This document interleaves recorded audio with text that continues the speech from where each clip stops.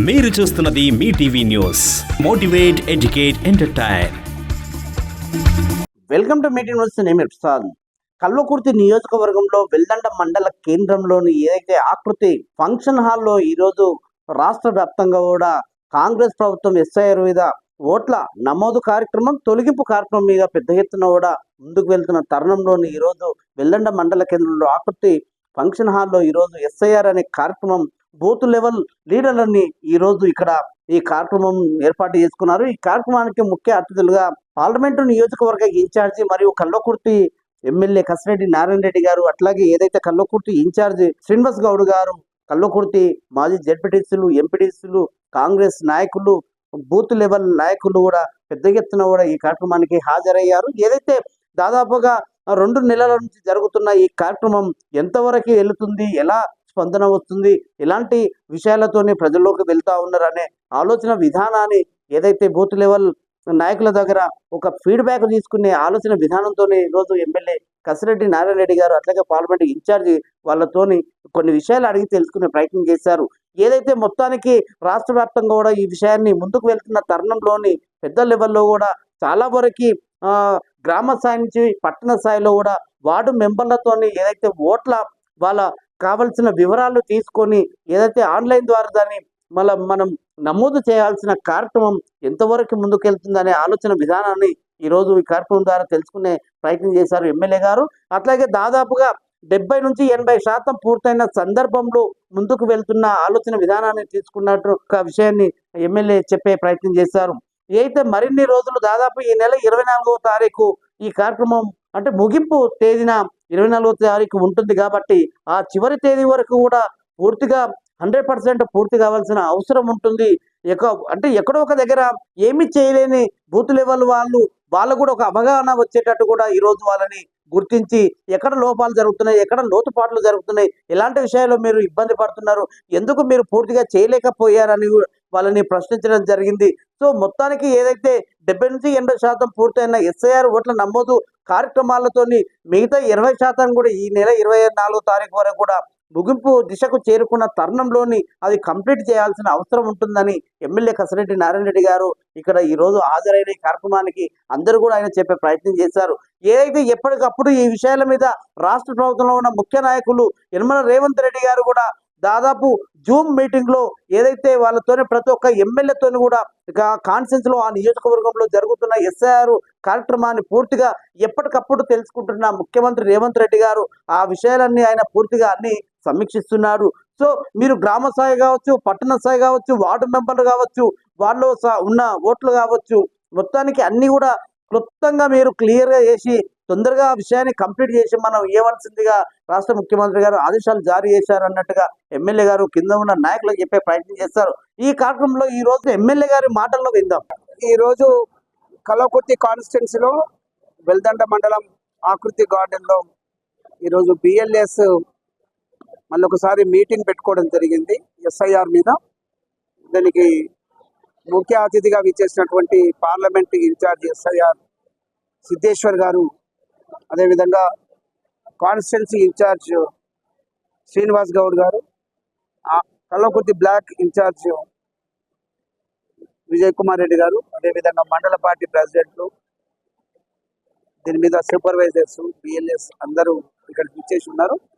ఈ రోజు వరకు కల్వకుర్తి కాన్స్టిట్యున్సీలో 2,45,300 ఓట్స్ ఉంటే దాంట్లో డిస్ట్రిబ్యూషన్ అయినది 2,41,000 పైచిలకు పూర్తిగా ఫార్మ్స్ డిస్ట్రిబ్యూషన్ ఈ కల్వకుర్తి కాన్స్టిట్యున్సీకి సంబంధించి నిన్నటికి ఈ డిస్ట్రిబ్యూషన్ కార్యక్రమం కంప్లీట్ అయినది.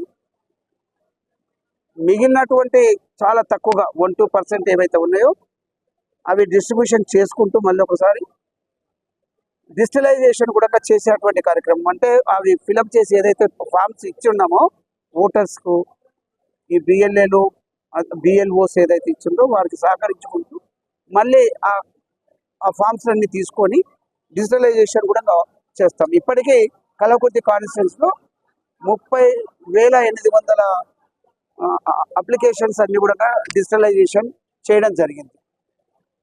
ఈ రోజు నుంచి చాలా స్పీడ్గా ఒక పద్ధతి ప్రకారం మరి బిఎల్ఓస్కు సహకరిస్తూ బిఎల్ఏలు అన్ని బూతులలో కూడా 271 బూతులు కల్వకుర్తి కాన్స్టిట్యున్సీలు ఉంటాయి.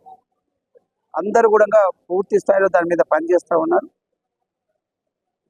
ఏదైతే టైం పెట్టున్నామో మనం 24వ తారీఖు వరకు ఇది పూర్తిగా కంప్లీట్ చేయాలని ఒక టార్గెట్ కూడా ఇవ్వడం జరిగింది. గౌరవ ముఖ్యమంత్రి గారు, మహేష్ గౌడ్ గారు పెద్దలు, అదేవిధంగా నటరాజన్ గారు, మీనాక్షి నటరాజన్ గారు, వారి సూచనల మేరకు ఇక్కడ ఉన్నటువంటి కాంగ్రెస్ శ్రేణులందరూ కూడా బ్రహ్మాండంగా పనిచేస్తూ ఉన్నాం. ఎక్కడ కూడా ఇబ్బంది కాకుండా చూడాలని చెప్పి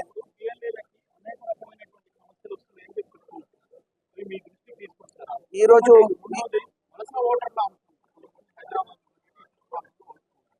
వాళ్ళకి సంబంధించినటువంటి ఫామ్లు లోపంలో ఉన్నటువంటి కుటుంబ సభ్యులకు వాటిని నమోదు అంశంలో చురుగ్గా వ్యవహరిస్తలేదని విమర్శలు. సో దాని పట్ల మీరు ఏం చూస్తారు? ఇప్పుడు గత 10 రోజుల నుంచి సీరియస్గా చేసినటువంటి కార్యక్రమంలో అక్కడక్కడ ఈ బిఎల్ఏస్ తర్వాత బిఎల్ఓస్ కూడా కొంత అవగాహనతోటి కొన్ని ప్రాబ్లమ్స్ కనిపించాయి. అవన్నీ ఈరోజు దాదాపుగా అంటే అందరు బిఎల్ఏస్కు ఆర్డీఓ గారు తర్వాత ఎంఆర్ఓ గారు మేమందరం ఉండేసేసి అవి ఆ ప్రక్రియ ఏ విధంగా జరుగుతుంది చూస్తూ పాటు ఎక్కడెక్కడ స్ట్రగుల్స్ అవుతున్నాయి, ప్రాబ్లం అవుతుంది, దానికి సొల్యూషన్ ఇచ్చే విధంగా ఈరోజు దాదాపుగా ఒక 30 మంది ఇక్కడ మాట్లాడారు. అంటే బిఎల్ఏస్ వాళ్ళకు ఉన్నటువంటి సమస్యలను మనం సాల్వ్ చేయాలనే ఉద్దేశంతో వాళ్ళకి చెప్పాము.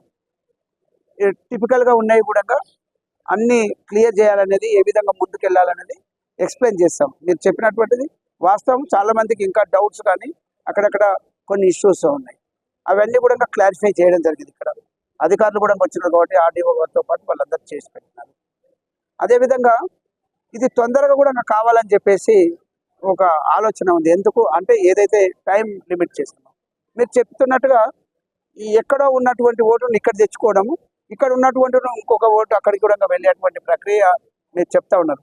ఇప్పుడైతే ఇది డిజిటలైజేషన్ కార్యక్రమంలో ఇది నమోదు అయినట్లు అయితే సెకండ్ ఫేజ్లో అవన్నీ కూడా ఆ కార్యక్రమం అంతా కూడా సెకండ్ ఫేజ్లో మళ్ళీ జరుగుతుంది. ఆఫ్టర్ 24th అవన్నీ కూడా మళ్ళీ మన దగ్గర తెచ్చుకోవడం లేదు. మన దగ్గర ఉన్నటువంటిది ఎవరైనా అమ్మాయి ఇంకొక ప్లేస్కి వెళ్ళిపోతుంది, మ్యారేజ్ అయిన తర్వాత అక్కడే ఉంచుకోవాలనుకున్నారు, ఇక్కడ నుంచే వెళ్ళిపోతుంది.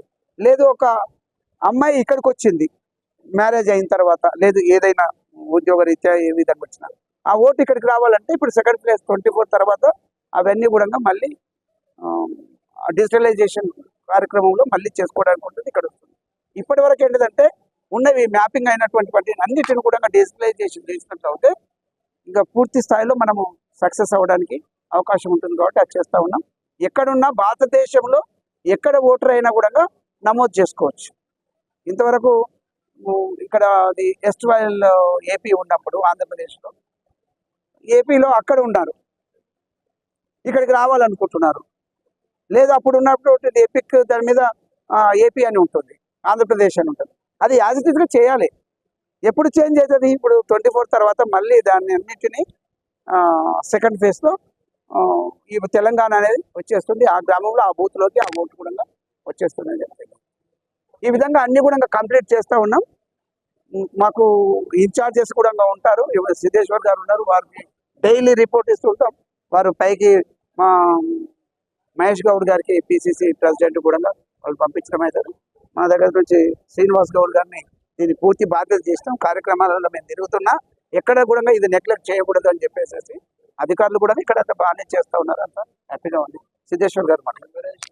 ఈరోజు కల్వకుర్తి శాసనసభ నియోజకవర్గంలో ఎస్ఐఆర్ పైన బిఎల్ఏల మీద ఉన్న ఇన్ఛార్జీలు అందరితో కలిపి ఒక సమీక్ష సమావేశం ఏర్పాటు చేసుకొని అందులో ముఖ్య అతిథిగా గౌరవ పెద్దలు స్థానిక శాసనసభ్యులు అన్న నారాయణ రెడ్డి అన్న గారు, అలాగే అధికారులు వీళ్ళందరితో కలిసి ఈరోజు ఎక్కడెక్కడైతే చిన్న చిన్న సమస్యలు ఉన్నాయో, బిఎల్ఏలకు ఎక్కడైతే అర్థం కాలేదో అవన్నీ కూడా మాట్లాడి అవన్నీ ఈరోజు క్లియర్ చేయడం జరిగింది.